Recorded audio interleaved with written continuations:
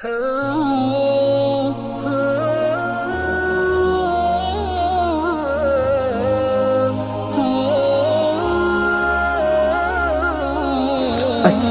علیکم ورحمۃ اللہ وبرکاتہ۔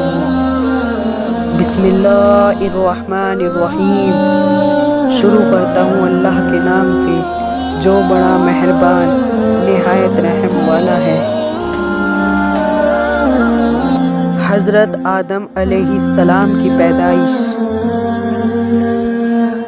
ان روایت کرنے والوں نے جن پر بھروسہ کیا جا سکتا ہے روایت کیا ہے کہ جب اللہ کا ارادہ حضرت آدم علیہ السلام کو خلیفہ بنانے کا ہوا تب حضرت اسرائیل کو حکم ہوا کہ زمین سے ہر قسم کی یعنی لال، سفید اور کالی مٹی صرف ایک مٹھی لائیں۔ اسرائیل ایک مٹھی رنگ برنگی مٹی زمین پر سے جمع کر کے اٹھا لائے اور اللہ کے حکم کے مطابق طائف اور مکہ کے درمیان میں رکھ دی۔ اللہ نے اس مٹی پر اپنی رحمت کی بارش کی اور اپنی قدرت سے حضرت آدم علیہ السلام کا پتلا اسی مٹی کے خمیر سے بنایا۔ 40 سال تک وہ پتلا بے جان وہاں پڑا رہا۔ پھر اللہ نے چاہا کہ حضرت آدم علیہ السلام کے اقبال کا ستارہ روشن ہو اور ان کی اولاد کا رتبہ و درجہ پوری کائنات کی مخلوق پر ظاہر ہو تو اس نے روح پاک کو حکم دیا کہ آدم کے پتلے میں داخل ہو۔ اس وقت نرم و نازک روح نے مٹی کے پتلے میں داخل ہونے سے انکار کر دیا۔ پروردگار عالم نے روح کو دوبارہ حکم دیا کہ اے جان اس بدن میں داخل ہو۔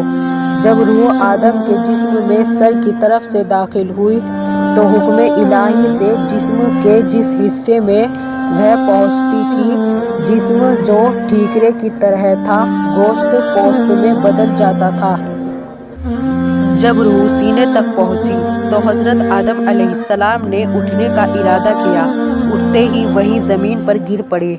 اسی لیے اللہ تعالیٰ نے قرآن کریم میں فرمایا ہے کہ انسان بڑا جلد باز ہے۔ اسی حالت میں حضرت آدم علیہ السلام نے چیخ ماری، بولے الحمدللہ، تو اس رحیم کریم ذات نے اپنی رحمت سے فرمایا یا رحمک اللہ۔ حضرت آدم علیہ السلام کے ساتھ سب سے پہلے اللہ کی یہی رحمت نازل ہوئی۔ اس کے بعد ایک فرشتہ اللہ کے حکم سے جنت سے ایک سجا سجایا جوڑا لایا، انہیں پہنایا اور عزت اور عظمت پر بٹھایا۔ کہا جاتا ہے کہ آدم علیہ السلام کی پیدائش کے وقت آپس میں فرشتے کہتے تھے کہ جس کو اللہ تعالیٰ مٹی سے پیدا کر کے خلیفہ بنائے گا تو وہ ہم سے زیادہ اس کے نزدیک قریبی و پیارا نہ ہوگا، اس لیے کہ ہم اللہ کے دربار میں دن رات رہتے ہیں، ہمارے پاس اس خلیفہ سے کہیں زیادہ علم ہے، اس لیے ہم اس سے بڑے ہوئے ہیں۔ لیکن اللہ کو تو آدم علیہ السلام کو برتری دینی تھی۔ اس نے انہیں چیزوں کے نام بتا دیے اور حکم دیا کہ فرشتوں کو خبر دو کہ اگر وہ سچے ہیں تو چیزوں کے نام بتائیں۔ فرشتے جواب میں کچھ نہ بتا سکے، اپنی غلطی مان کر بولے، اے اللہ تو پاک ہے، ہمارے پاس تو تیرا ہی دیا ہوا علم اور سکھایا ہوا علم ہے، اس کے علاوہ کچھ بھی نہیں ہے۔ تب اللہ تعالیٰ نے حضرت آدم علیہ السلام سے کہا کہ تم چیزوں کے نام بتاؤ۔ اللہ کے بتائے ہوئے علم کے مطابق حضرت آدم نے نام بتا دیے۔ اس طرح اللہ تعالیٰ نے حضرت آدم کو فرشتوں کے مقابلے میں زیادہ عزت و بزرگی بخشی۔ پھر اللہ نے فرشتوں کو جو آدم علیہ السلام کے چاروں طرف لائنوں میں ادب کے ساتھ کھڑے ہوئے تھے حکم دیا کہ آدم کو سجدہ کرو۔ اللہ کا حکم پا کر فرشتوں نے بلا کچھ کہے سنے حضرت آدم کو سجدہ کر سبھی فرشتوں نے حضرت آدم کو سجدہ کر دیا مگر ابلیس نے ایسا کرنے سے انکار کر دیا۔ لعنت ہو اس پر، بولا میں آدم سے بہتر ہوں اس لیے کہ تو نے مجھے آگ سے پیدا کیا ہے اور آدم کو مٹی ہی سے پیدا کیا ہے۔ یہ اللہ کے حکم کی نافرمانی تھی۔ اللہ نے اسے اپنے دربار سے نکال دیا اور ہمیشہ کے لیے اس پر لعنت ڈال دی۔ حضرت آدم علیہ السلام جنت میں رہنے لگے۔ پھر ان کا جی چاہا کہ کوئی ان کا ساتھی ہو جو ساتھ رہ سہے۔ ان پر خواب کی سی حالت پیدا ہو گئی۔ اسی بیچ اللہ نے اپنی قدرت سے حضرت آدم کے پہلو سے حضرت حوا کو پیدا فرما دیا۔ حضرت آدم جاگے تو دیکھا کہ پاک صاف عورت ان کے نزدیک بیٹھی ہے۔ انہیں دیکھ کر وہ بہت خوش ہوئے۔ پوچھا تو کون ہے؟ حضرت حوا نے کہا کہ میں تیرے جسم کا حصہ ہوں، اس لیے کہ اللہ تعالیٰ نے تیری پسلی سے مجھ کو پیدا کیا ہے۔ کہا جاتا ہے کہ حضرت حوا اتنی خوبصورت تھی کہ پوری دنیا میں جتنی خوبصورت پائی جاتی ہیں اس میں سے 90 حصہ حضرت حوا کو ملا ہوا تھا اور 10 حصے میں پوری دنیا تھی۔ حضرت حوا کو دیکھ کر حضرت آدم علیہ السلام بہت خوش ہوئے، سجدے میں گر پڑے اور اللہ کا شکر بجا لائے۔ پھر اللہ نے عرش اٹھانے والوں اور آسمان کے واسیوں کے سامنے ان دونوں کا نکاح کیا اور حکم کیا کہ اے آدم و حوا، تم دونوں اس جنت میں رہو اور جنت کے تمام میوے کھاؤ۔ ہاں، یہ ایک گیہوں کا پودا ہے، اس کے پاس مت جانا، نہ اس میں سے کچھ کھانا۔ جب ابلیس نے آدم کو سجدہ نہ کیا، اس پر لعنت بھیجی گئی، وہ فرشتوں سے نکال دیا گیا، تو اس کے دل میں حضرت آدم علیہ السلام کے خلاف جلن پیدا ہو گئی۔ چنانچہ وہ اب اسی چکر میں رہنے لگا کہ کس طرح جنت میں داخل ہو کر وہاں سے آدم کو نکلوا دے۔ پہلے تو مور سے اس نے دوستی کی اور کہا کہ میری دوستی کے حق تیرے اوپر ثابت ہے، ہم تم دونوں پہلے ساتھ بھی رہا کرتے تھے۔ میری تجھ سے درخواست ہے کہ تو مجھ کو اپنے بازو پر بٹھا کر جنت میں پہنچا دے کہ میں اپنے دشمن سے بدلہ لے لوں۔ مور نے اس بات سے انکار کر دیا اور کہا کہ تو یہ بات سانپ سے کہہ۔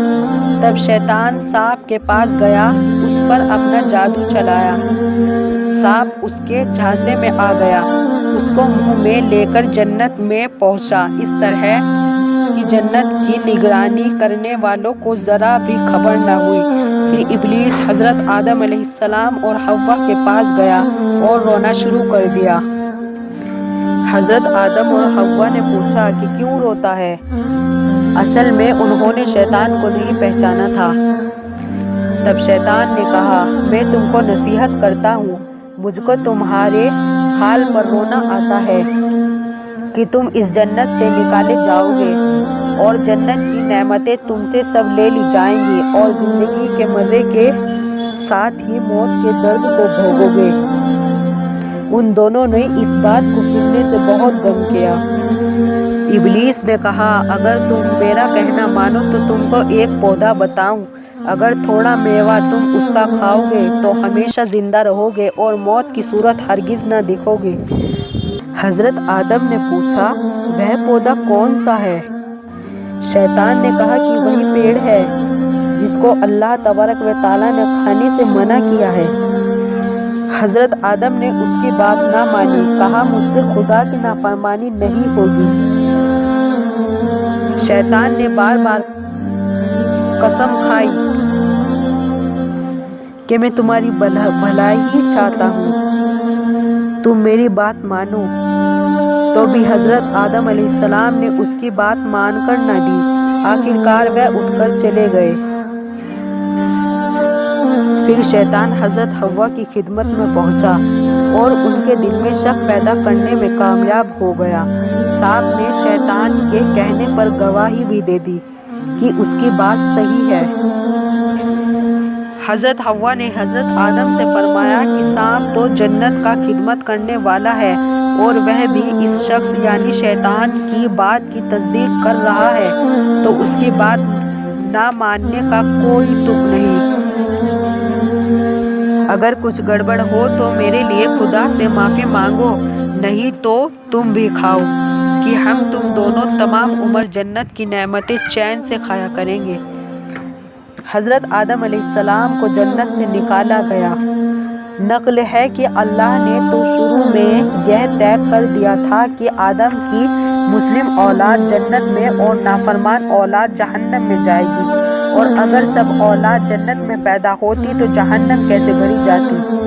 اسی لیے جنت سے ان کے نکالے جانے کی وجہ گیہوں کا پودا بنا، تاکہ دوست اور دشمن میں فرق کیا جا سکے اور کسوٹی پر کس کر کھرے کھوٹے کی پہچان کی جا سکے۔ قرآن مجید کی تفسیر لکھنے والے علماء نے لکھا ہے کہ جب حضرت حوا نے گیہوں کے تھوڑے پھل کھائے اور ان کی تاکید سے حضرت آدم نے بھی کچھ کھائے تو گیہوں کے کھانے کا اثر ابھی باقی تھا، اور حضرت آدم علیہ السلام کے معدے میں یہ پوری طرح ہضم نہیں ہوا تھا کہ ان کے جسم پر سے جنت کا کپڑا گر پڑا اور جسم ننگا ہو گیا۔ مجبور ہو کر اپنی شرمگاہ ڈھانکنے کا کام انجیر کے پتوں سے لے لیا۔ پوچھا گیا، اے آدم، تیرے ننگے ہونے کی وجہ کیا ہے؟ کہا کہ اے خدا، اس کی وجہ یہ ہے کہ میں تیرے حکم پر نہ چلا، اس منع کیے گئے پودے سے کھا لیا۔ پھر آدم نے بہت بے قرار ہو کر عرض کیا کہ الہی، سانپ اور مور جو جنت کے امانت دار ہیں، ان کے بہکانے اور قسم کھانے سے یہ غلطی ہو گئی۔ روایت ہے کہ سانپ کی شکل ایسی پاکیزہ اور خوبصورت تھی کہ کوئی جانور جنت میں ایسا نہ تھا۔ اللہ تعالیٰ نے اس جرم کی وجہ سے اس کی صورت کو بگاڑ دیا، اس کی غذا مٹی دھول بنی اور پیٹ و سینے کے بل زمین کو رگڑنے اور چھیلنے والا بنا دیا۔ حضرت حوا اور ان کی بیٹیوں کو یہ سزا ملی کہ انہیں جلنے کا درد ملا، حیض کی گندگی ملی، خاوندوں کے حکم میں رہنا نصیب ہوا، تابعداری کرنا فرض ٹھہرا۔ پھر دونوں جدا کر دیے گئے، ان دونوں کے گناہوں کو مشہور کر دیا گیا، ان کی قسمت میں رنج و دکھ، محنت و مشقت اٹھانا لکھ دیا گیا۔ مور کو بھی سزا دی گئی، اس کی شکل بدل گئی، چنانچہ پاؤں تو اس کے بدصورتی میں کیا کہاوت ہے۔ پھر دونوں کو حکم ہوا کہ دونوں جنت سے زمین کی طرف نکل جاؤ اور آپس میں تم سب ایک دوسرے کے دشمن ہو۔ بس آدم، حوا، شیطان، سانپ اور مور جنت سے دنیا میں بڑی ذلت و رسوائی کے ساتھ پہنچے۔ روایت میں آتا ہے کہ آدم علیہ السلام سری لنکا میں، حوا جدہ میں، شیطان سیستان میں، سانپ اصفہان میں اور مور کابل میں اترے، اور قیامت تک ابلیس اور آدم کی اولاد میں دشمنی چلتی رہے گی۔ کہتے ہیں کہ حضرت آدم نے 40 دن نہ کھانا کھایا نہ پانی پیا۔ حضرت حوا کی جدائی کا جو غم تھا وہ الگ۔ اسی طرح 300 سال گزار دیے، روتے رہے، معافی کی دعا کرتے رہے۔ اللہ تعالیٰ کی رحمت کو جوش آیا، انہوں نے آدم علیہ السلام کو معافی مانگنے کا طریقہ بتایا۔ جب حضرت آدم نے باقاعدہ معافی مانگی تو حضرت جبریل آئے، انہوں نے خوشخبری دی کہ اللہ تعالیٰ نے آپ کا جرم معاف کر دیا۔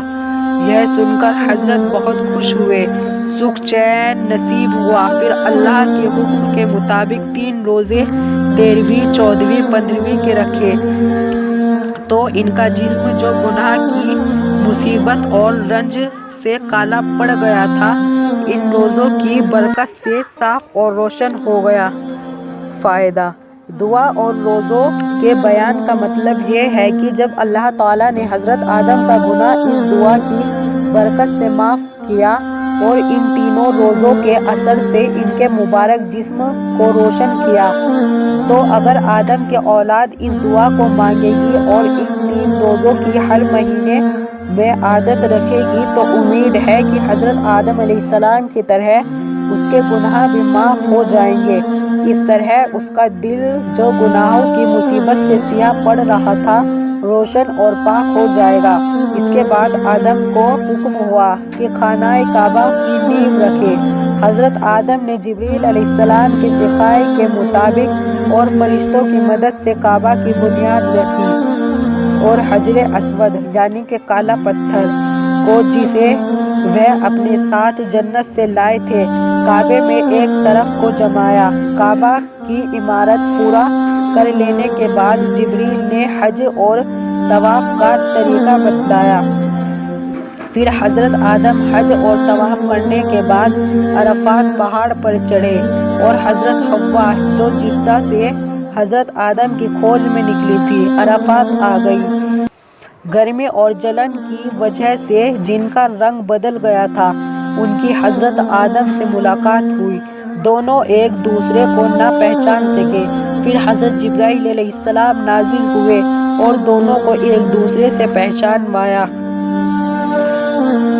پھر دونوں سرمدیپ آ گئے۔ تب حضرت جبریل نے کچھ گیہوں، روٹی اور لکڑی پہنچائی، انہیں کھیتی کرنا سکھایا، 2 بیل بھیجے۔ حضرت آدم علیہ السلام محنت مشقت کر کے اپنا پیٹ بھرنے لگے اور کسی طرح گزر بسر ہونے لگا۔ اگر آپ کو ہمارا ویڈیو اچھا لگے تو please like, share and subscribe اور بیل آئیکن کو پریس کریں تاکہ آپ کو آنے والی نئی ویڈیو کی نوٹیفیکیشنز آپ کے پاس آ جائیں۔